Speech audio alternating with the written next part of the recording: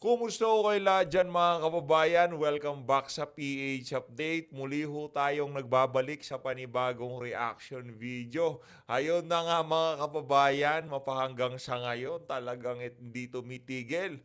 Itong si Atty. Claire Castro sa pagbanat dito kay dating Pangulong Rodrigo Duterte. Kesyo ilinagay daw ho siya dyan sa pwesto niya na yan para labanan ang fake news.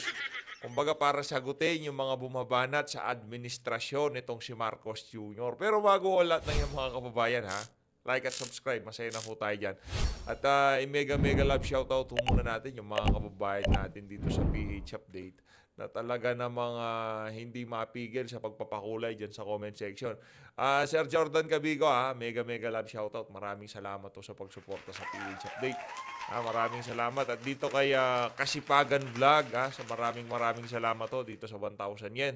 Mega love shoutout sa lahat ng kababayan natin dito sa PH Update na talaga na mga napakatindi kong sumuporta dyan sa comment section. Again, hindi ho hindi ho ika nga para magpakulay ho kayo. Nagpapasalamat lang ho tayo dyan sa mga nag-extra effort sa pagsuporta sa mga ginagawa nating reaction video. Ayun na nga, rekta ho tayo dito kay dito sa interview nitong si Claire Castro dito kay Ma'am Ami Soto. Ito.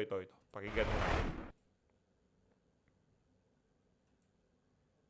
Paliwanagan mo kami in dealing with yung ingay ng social media ngayon directed against the palace.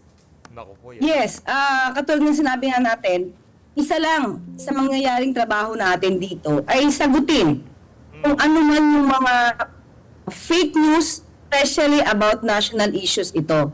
Sabi nga natin, hindi natin papatulan lahat ng mga negatibo, fake news na ibinabato sa gobyerno at kay Pangulo. Otherwise, mauubusan tayo ng oras. Kung lahat ng mga vloggers nagbibigay ng fake news na alam naman natin na fake news, papansinin pa natin. Ito yung mga national issues na makaka-apekto mismo sa trabaho ng gobyerno at sa trabaho ng Pangulo. Oo. So yung si Claire, ito, nung naupo ka noong isang araw, ano yung mga hamon na... Teka lang. Kung sinasabi nitong si Atty. Claire Castro na talagang kailangan niyang sagutin o ilinagay siya dyan sa pwesto na yan para masawata yung paglaganap ng fake news, especially yung mga nakakaapekto sa ating bansa. Paano ho yung 20 pesos na bigas? Hindi niyo ho ba kami papaliwanagan? Hindi niyo ho ba tatanungin yung inyong amo dyan, kaugnay dyan sa niya na yan, dyan sa mga pinangako niya na yan? Anong tawag ho dyan? Fake news? Hindi ho ba fake news yan?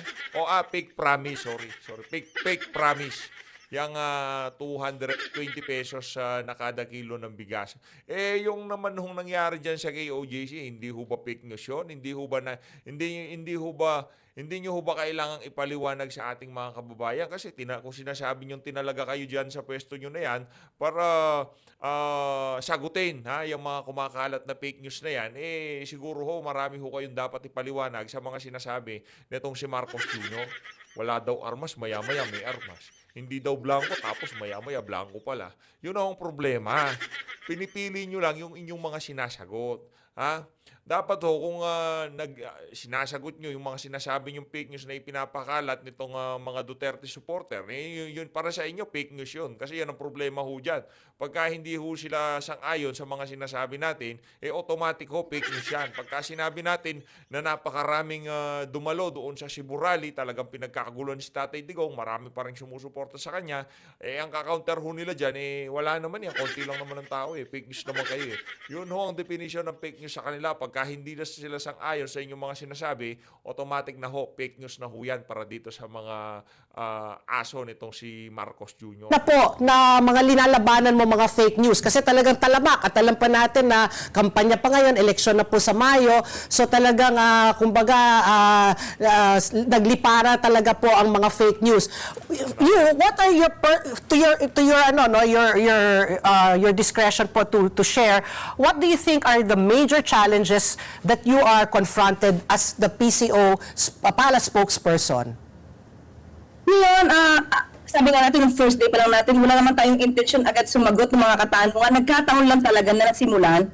At ang nagkaataon ng unang natanong, itungkol sa mga pinanggit ni dating Pangulong Duterte na alam natin na walang katotohanan. So, kaya siguro medyo nag-init ang mga issues dahil yun agad ang naibatong tanong. So, sa mga babato, na ibabato ng mga kasinungalingan, laban sa pamahalaan at laban sa Pangulo, ito po ay ating unang-una, of course, we have to research, we have to validate, we have to verify, para po magkaroon ng magandang at intelihenteng pagtugon sa mga fake news na ito na ibinabato. Wala ho kayong naging intelihenteng pagtugon doon sa mga sinabi nitong si dating Pangulong Rodrigo Duterte, doon sa naging speech niya sa Cebu. Una, yung sinasabi niya na papunta sa diktatura itong administrasyon na to. Ano ho bang nangyayari ngayon sa ating bansa? Mantakan nyo yun mga kababayan. Pagka gusto ng administrasyon na to na maglipat ng pondo galing sa isang ahensya ng pamahalaan at ililipat ito sa kamay nitong si Marcos Jr., ganun na lang ho mga kababayan. Wala hong makapalagi.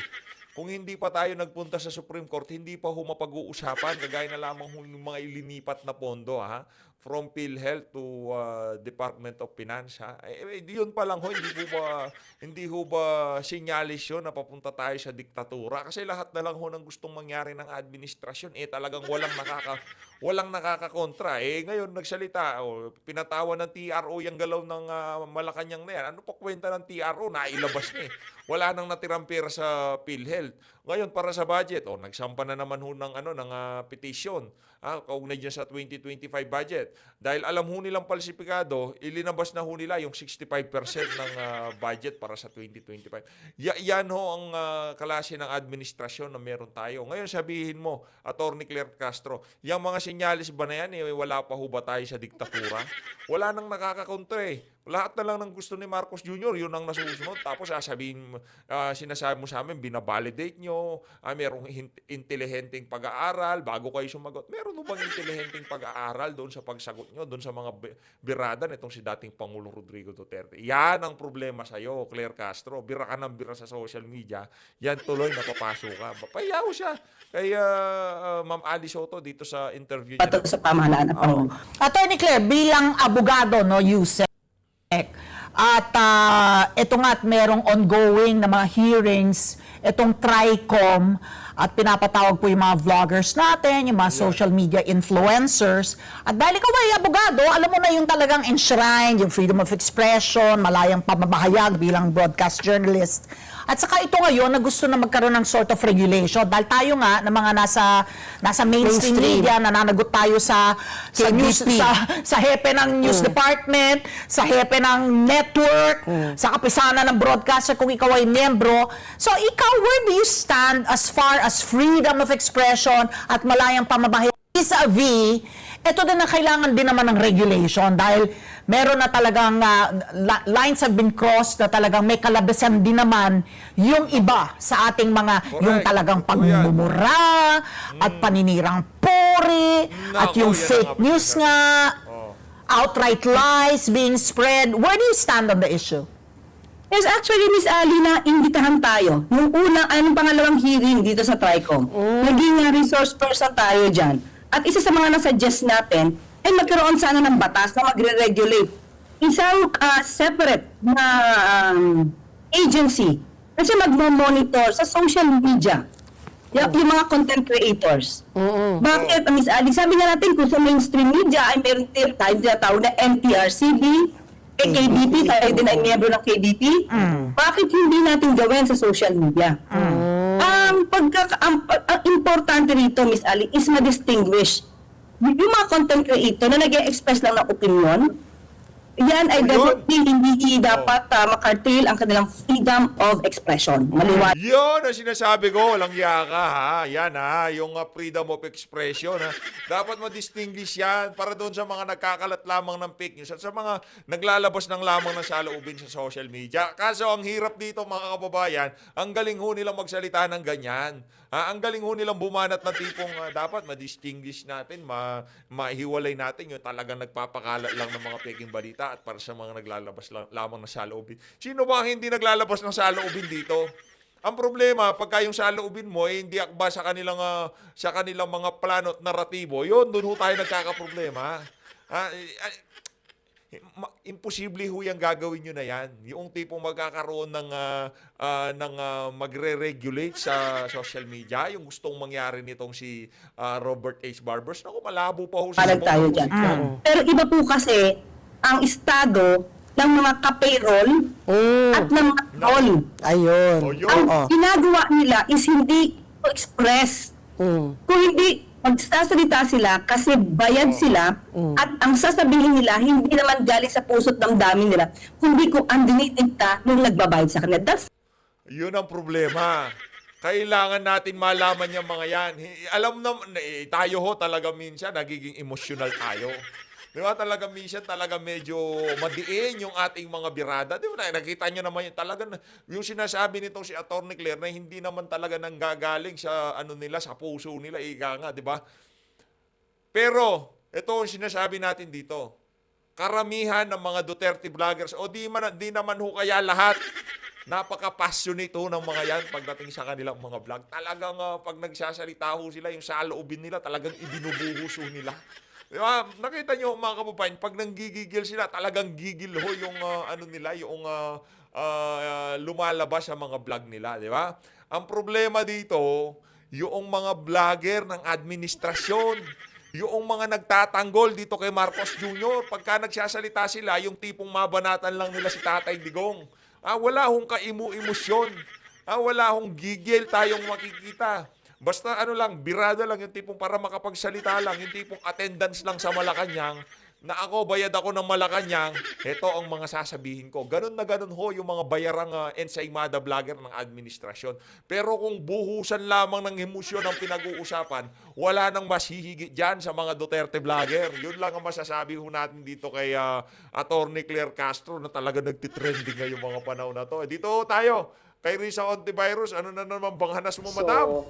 Sa tingin ko po, batay sa sinabi ni Senator Coco at yung pag-intindi ko rin sa tinatalakay nila sa Constitution at sa ating sariling rules on impeachment. Walang boses tong si madam. Nag-concert to itong si Senator Risa Hontiveros, no. Ano madam, next time huwag niyo hong pakabirik.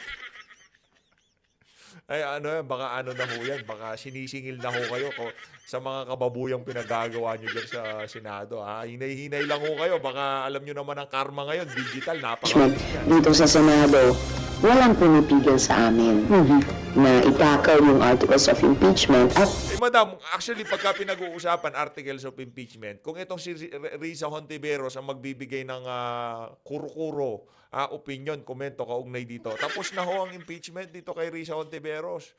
Convicted ho, guilty si VP Sara dito sa...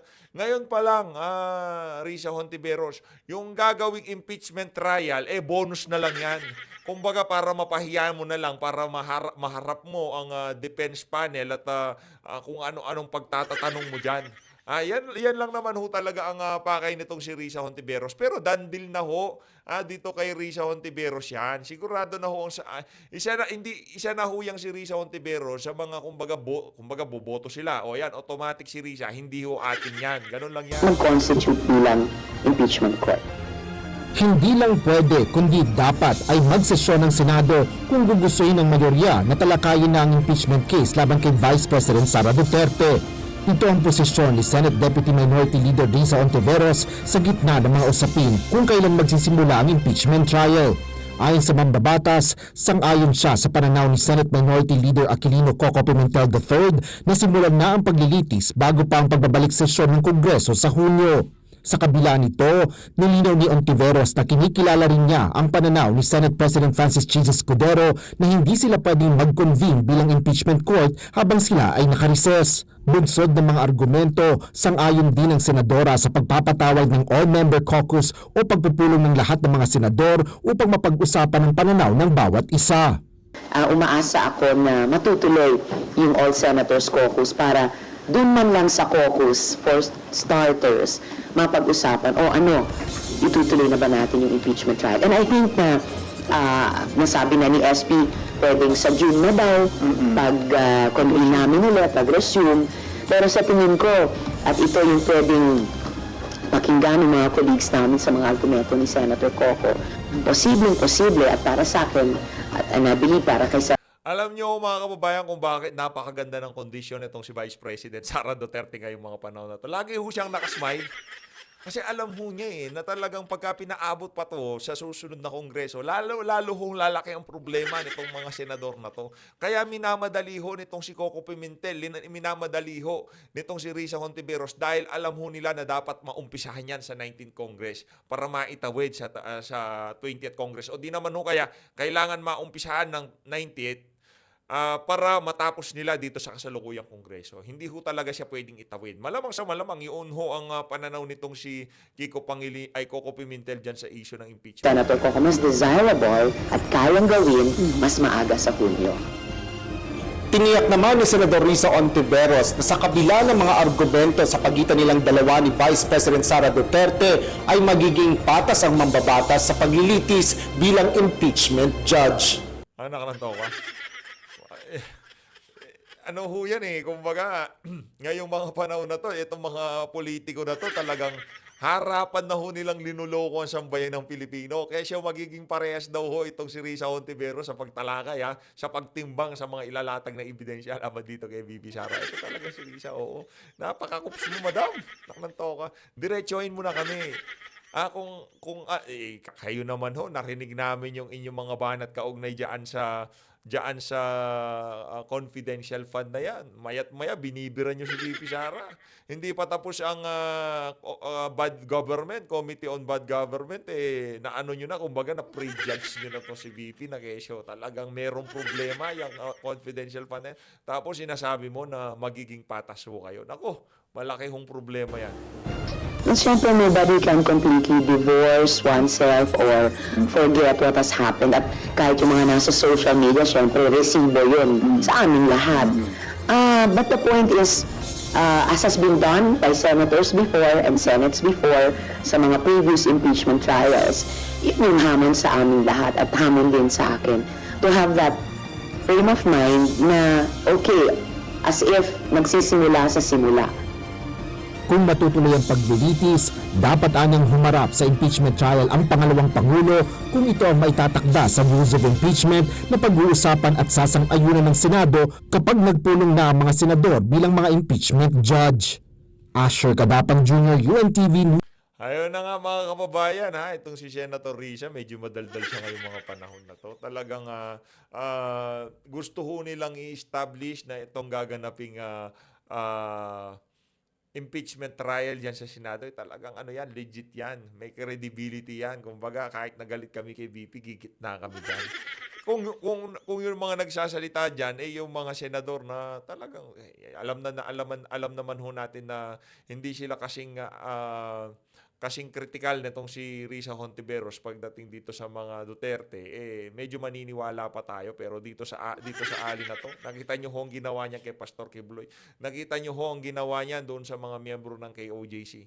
Nakita nyo ho kung paano niya noong humarap dyan si Torre, talagang paniwala ho itong si Risa Hontiveros sa lahat ng sinasabi ni Torre. Pero pagka nagpapaliwanag yung mga nasa side ng KOJC, talaga namang nakikita ho natin yung pagiging bias. Pagka nagsasalita na yung mga abogado, automatic pinuputulo niyan. Pero pag nagsasalita yung mga, kung tawagin niya victim survivor, yung leeway ho nila hanggang hanggang, diba? Unlimited yung pagsasalita nila no? Kung anong Risa Hontiveros ang nakita natin doon sa pamumuno niya, pangunguna niya sa mga hearing dyan sa Senado, ganon din ho makikita nating Risa Hontiveros pagka umabot na ho tayo sa impeachment trial. Ito, rekta ho tayo, siyempre, alangan naman itong si Madam, di ho natatapos yan Itong si Ma'am Claire, talagang dire-diretso ho ang pagpapaano niya ngayon, pagpapabibuho niya sa social media kasi kumpleto ho bayad niyan. Huwag mo sabihin mo, hindi ka naman bayad. Bayad ho kayo ng Malacanang. Kaya nag-aangas kayo, nag-iingay kayo ngayon, talaga na mga kumpleto. Talagang tingin ko sa susunod na Pasko, itong si Claire Castro, talagang paldong-paldong itong News and Rescue. Laban po sa fake news na pwede po nating basehan o kaya gayahin. As of now, Ms. Corina, wala pa po tayong alam na nagre-rehistro ang mga content creators sa ibang bansa. Pero maaari nating ibahin ito sa ating bansa para, kumbaga, ma-prevent natin ang Yan ang nga ba problema eh, ano? Kasi wala yung mga official sa iba't ibang mga bansa, wala ho silang mga saltik sa utak. Yung tipong papasok sa utak nila na i-regulate nila social media. Anong tanong nitong si Ma'am Rated K? Pakinggan niyo ho tanong nitong si Ma'am Rated K. Kaugnay po niyan ay makakausap natin ngayon Palace Press Officer and PCO Undersecretary Claire Castro. Magandang gabi, Yusek Castro. Yes, magandang gabi sa iyo, Miss Corina. Opo. Yung binanggit po ninyong registration, ano po, meron po bang iba pang bahagi ng mundo na ganito na po ang ginawa laban po sa fake news na pwede po nating basehan o kaya gayahin?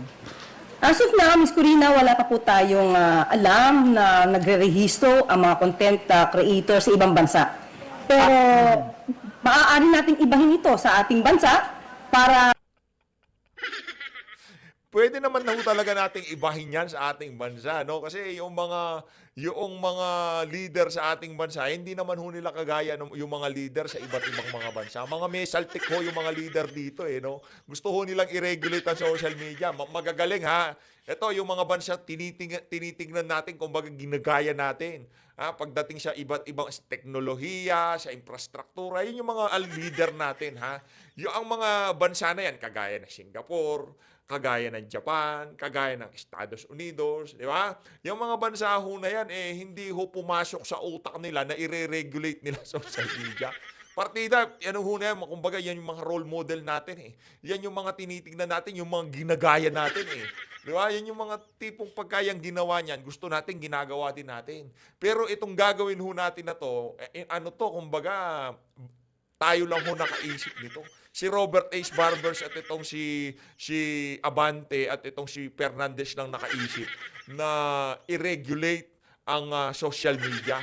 Gawaran ng prangkisa. Di ba? Hindi ho nila, no? Iba ho talaga pinanggagalingan itong mga leader ngayon sa ating bansa. Yung talagang mapagkakamalan ho nating may saltik sa utak.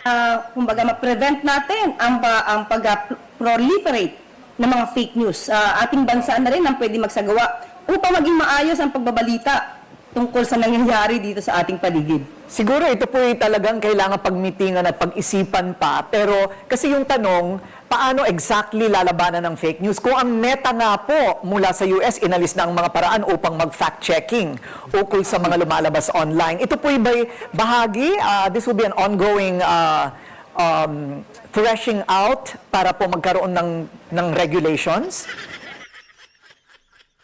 Paano ba yan? Kung yung mismong kumpanyang namamahala, may-ari ng particular na platform na yan, tinanggal na nila yung mga fact-checker nila kasi masyadong mga bias. Pagka nagtalaga sila ng isang fact-checker, kung ano man ang naratibo ng mga humahawak sa fact-checker na to, yun lang ang nasusunod. Diba? Literal, yun talaga nangyayari dyan. Kaya nga tinanggal na yung Verified sa Rappler eh.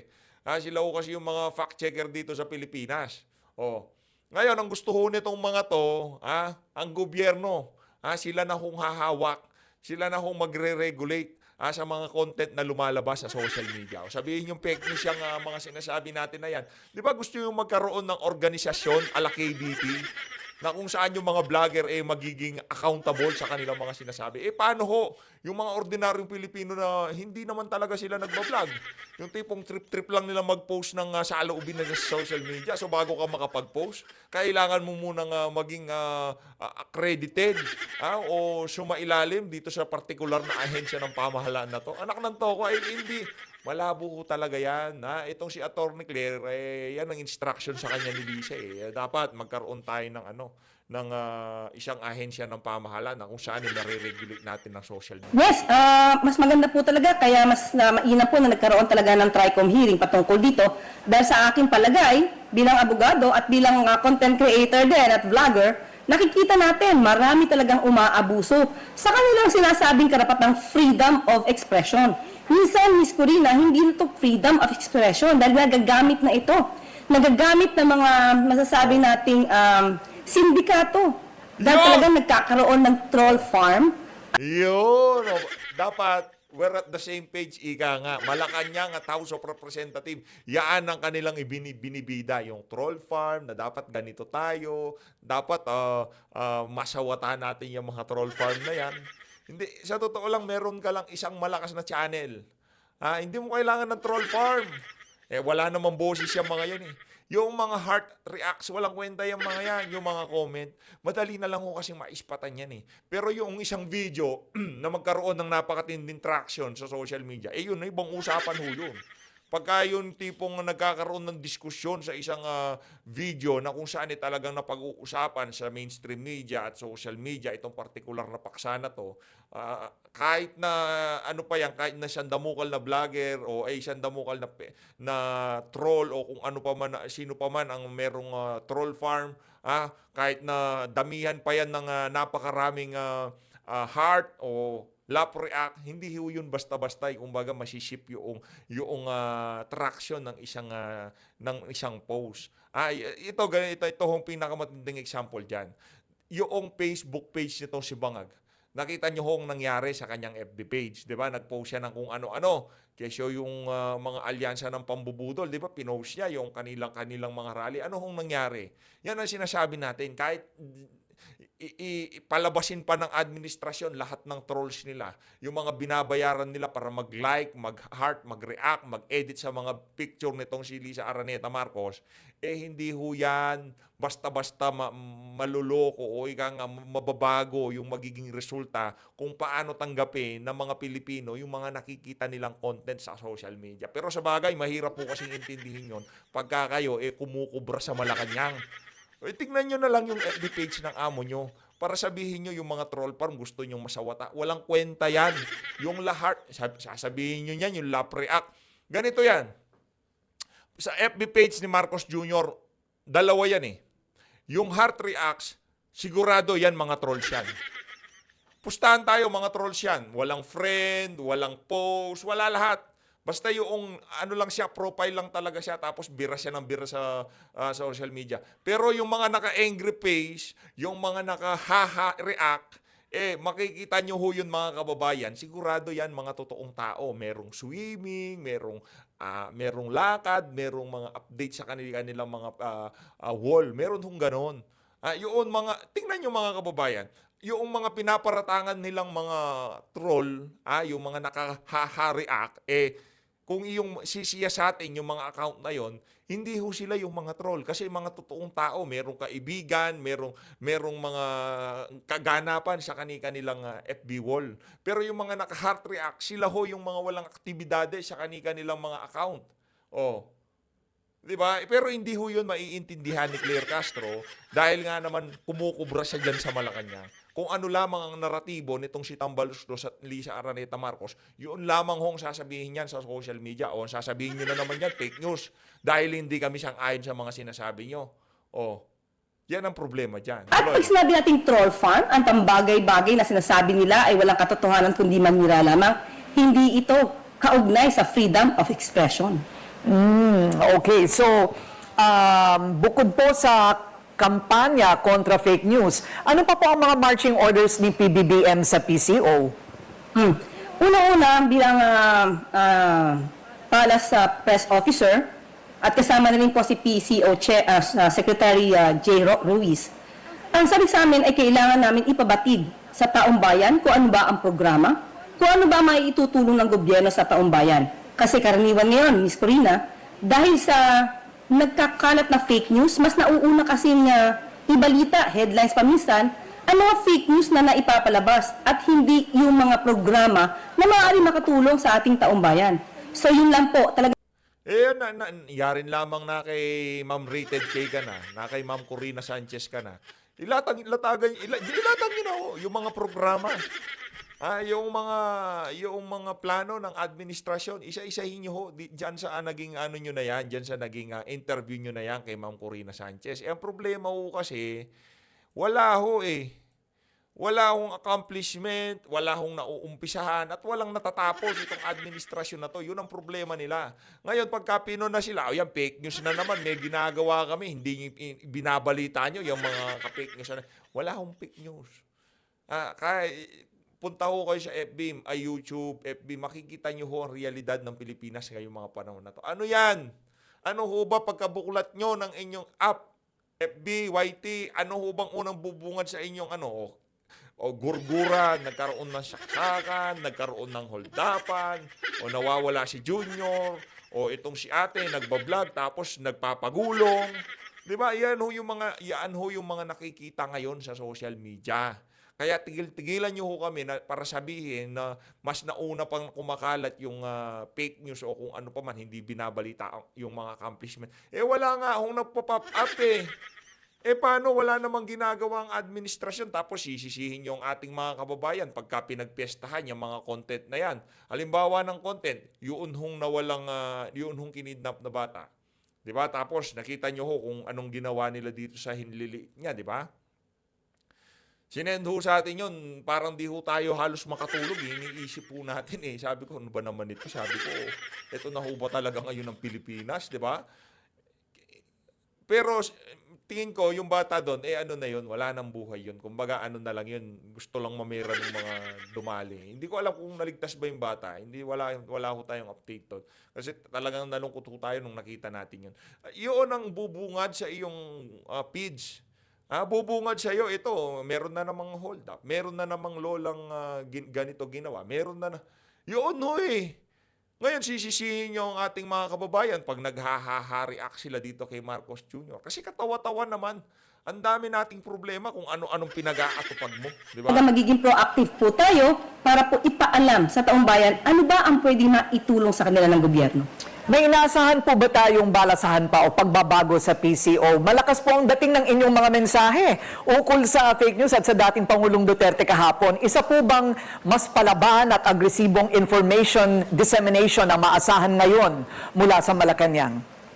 Opo, Ms. Corina, at hindi lamang po ang sinasabi nga natin, hindi lang po si dating Pangulong Duterte ang sasabihin nating nag-fake news. Lahat po na maaari nating makita na nagsasabi ng walang basihan. Atin naman po ay hindi natin i-curtail or ite-trespass ang karapatan ng taong magsalita. Pero iba po kasi ang karapatang magsalita at iba po ang disinformation. So sa amin po, aalamin po talaga namin kung may disinformation, ito ay magbabase po kami sa mga materyales, sa mga ebidensya, bago po namin masabi na ang isang sinabi ay isang fake news. So pag nalaman po namin at kumbaga na-fact check po namin na ang sinasabing to ay fake news, yun po talaga ay aming sasagutin at ipapaliwanag sa tao na ano ba yung katotohanan at ang nagsasabi na ito ay talagang fake newsmaker lang po. Okay. So in the absence of legislation, kasi kailangan pong dumaan ito sa Kongreso, hindi po ba? Hindi naman pwedeng basta na lamang magbibigay ng kautusan si Pangulo. Dadaan po sa legislation ito kung sakali. Kailangan po na may bagong batas. Kumbaga, pandagdag lang po, Ms. Corina, dahil meron naman po tayong batas patungkol sa cyber libel. Meron din po tayong batas tungkol sa false news. Pero hindi pa po kasi masyadong, hindi pa po to expanded to the point na dapat, let's say, may registration mga kailangan, ano yung mga dapat na implementing rules para makita natin na itong mga fake news vloggers na to ay maaari talagang matanggal o mawala sa isang social media platforms.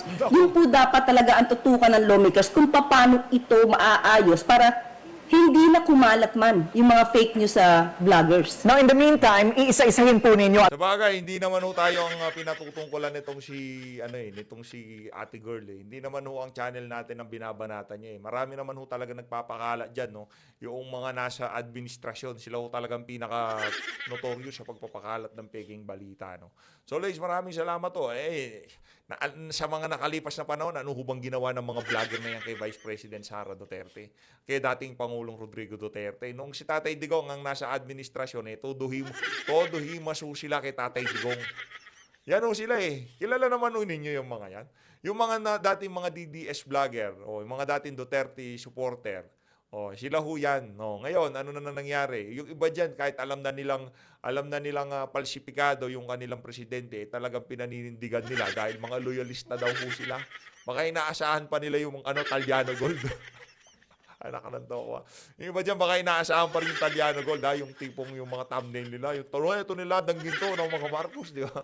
Talyano Gold, di pamimigay na. Ganyan yung mga fake news nitong mga to, di ba? Yung mga puro conspiracy theory, mga walang yung vlogger na yan, wala namang wala namang mga prinsipyo at paninindigan, kahit na puro kapalpak ang ginagawa ni Marcos.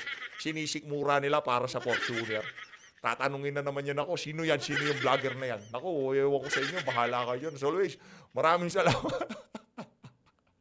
Ay, meron na nabanggit na Fortuner, no? Sino kaya yung Fortuner na yan, no? So, always, maraming... Hindi, noon pang kampanya yun, meron na silang ganyan. No, wala tayong ganun. Wala tayong ganun. Pero okay lang, walang problema yan. Ano ba yan? Nanto ko, di ba? Wala akong problema sa atin yan. As long na nandun tayo sa tama. At ngayong mga panahon na to, kung gusto nyong mapunta doon sa tamang panig, doon sa tamang grupo, punta ho kayo kay dating Pangulong Rodrigo Duterte. Pero kung gusto nyo naman, gusto nyong mabangag, gusto nyong puro falsipikado ang mga sinasabi nyo sa social media, punta ho kayo sa mga dilawan. Isa lang ho kasi yan. Huwag ho kayo magpaloko. Yung mga dilawan, pinklawan, loyalista, yung mga yan, pare-parehas lang ho yan. Mga walang kwenta ho yung mga yan. Wala hong maiaambag na matino sa sambayan ng Pilipino, yung mga individual na yan. Kaya naman, mag-ingat ho kayo lahat. Mahal natin ng Pilipinas. Maraming salamat ho mga kababayan.